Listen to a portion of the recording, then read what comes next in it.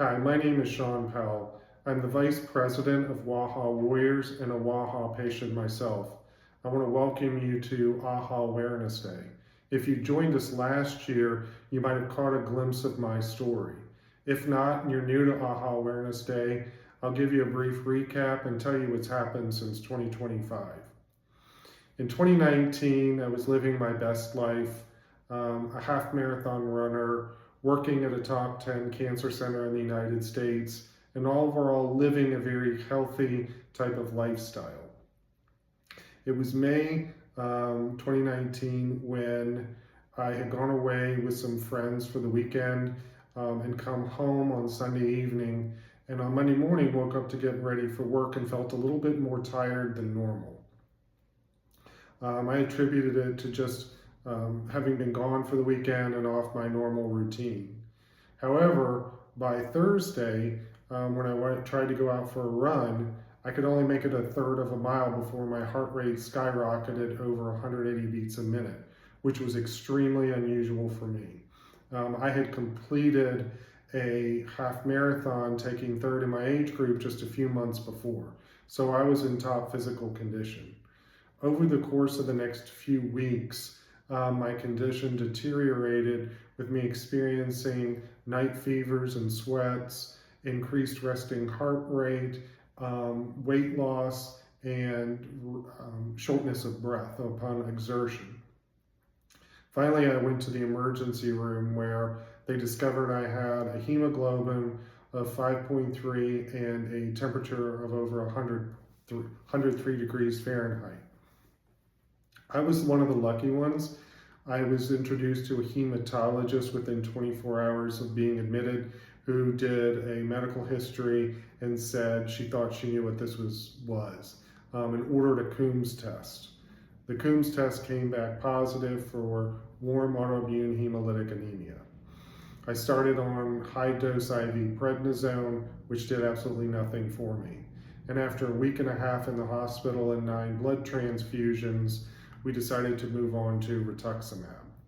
Fortunately for me, that first dose started working within 24 hours, and by 48 hours, my hemoglobin had returned to 10, and they were willing to let me go home from the hospital where I'd been for 2 full weeks. I was able to complete my next 3 weeks of weekly rituximab and get my disease under control. And I went back to my fairly normal, healthy life. Of course, the worry and the shadow of recurrence always was there in the back of my mind. And I knew, based on what my physician had told me, that I was also now at 50% higher risk of developing a second autoimmune condition. However, I decided I was going to live my life and I would face whatever came in the future if and when it arrived. So let's fast forward to 2025.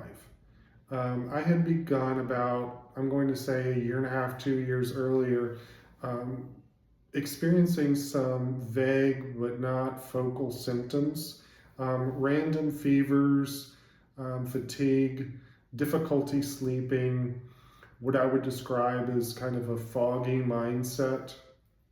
And at one point, I even consulted a neurologist who ran a battery of tests and found nothing wrong. However, I continued to feel that there was just something not right about my health. I also developed a rash across my nose and cheeks, reminiscent of what you might see with a patient who was developing lupus, another autoimmune condition. So while I was at the wAIHA Warriors annual conference in 2025 in Austin, Texas, I had the opportunity to talk with one of our physician advisors and try and obtain her thoughts on the condition. She too felt that I might be developing a second autoimmune condition and said she wouldn't be not unnecessarily surprised if I was diagnosed with scleroderma. So I was scheduled to see my own hematologist oncologist on June 19th, 2025, and had my blood work taken a week before my appointment, and showed that my white counts were off. There was just something not right. So when I went in to see my physician, She said, your hemoglobin's good, but your white counts are off, which generally you are slightly abnormal. And I asked her, what do you attribute this to? And she goes, it's probably your autoimmune condition. I see you have some inflammation, but I'm not worried about this. Now remember, that was June 19th. Overall, I was feeling well. I was back to running, working full time, what have you. So fast forward to July 7th, I woke up after an active July 4th weekend. I played 3 hours of pickleball with friends. I'd run a 5K run, went to the gym, lifted weights. I'd swam a mile and gone to some pool parties at friends' houses. And on Monday, I woke up with a little bit of a pain in my back, like I had just overexerted myself in one of my physical activities. And, you know, being 51 at that point, I didn't think too much about it.